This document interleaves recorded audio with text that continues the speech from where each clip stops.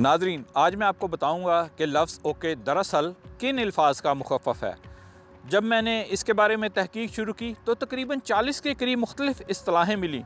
कहीं पे लिखा था कि ये स्कॉटिश टर्म है, कहीं पर लिखा था कि ये बॉस्टन से निकला है, आल करेक्ट की बिगड़ी हुई शक्ल ऑल करेक्ट को ये चेंज किया गया है, कहीं पर लिखा था कि ये अमेरिका का नेटिव कबीला जो चॉकटा है ये उनकी ज़ुबान का लफ्ज़ था, उससे ये निकला है। किसी ने इसे अमेरिका के 8वें सदर मार्टिन वैन से मंसूब किया।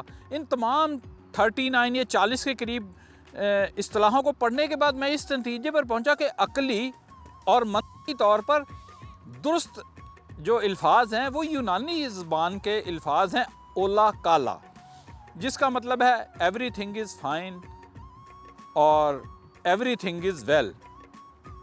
और ये यूनान में सदियों से राइज है। यूनानी बंदरगाहों पर जब वो शिपमेंट के क्रेट की इंस्पेक्शन करते थे तो उसके ऊपर वो लफ्ज़ ओके मार्क लिख देते थे, यानी ओला काला। और 19वीं सदी के आखिर में यूनानी इमिग्रेंट्स जब अमेरिका से यूरोप टेलीग्राम भेजते थे अपनी खैरियत की इत्तला देने के लिए, तो वो पैसे बचाने के लिए मुख्तसर सा टेलीग्राम भेजते थे लफ्ज़ ओके का। तो यूनान में उनकी फैमिली समझ जाती थी ओके का मतलब है ओला काला। यूनानी ज़बान में ओला काला का मतलब है एवरीथिंग इज़ वेल। तो नाज़रीन, इन तमाम 40 के करीब इस्तिलाहों को पढ़ने के बाद मालूम होता है कि ओके दरअसल ओला काला का ही मुखफ़्फ़ है। मैं हूं अमेरिका से अहमद फराज राव।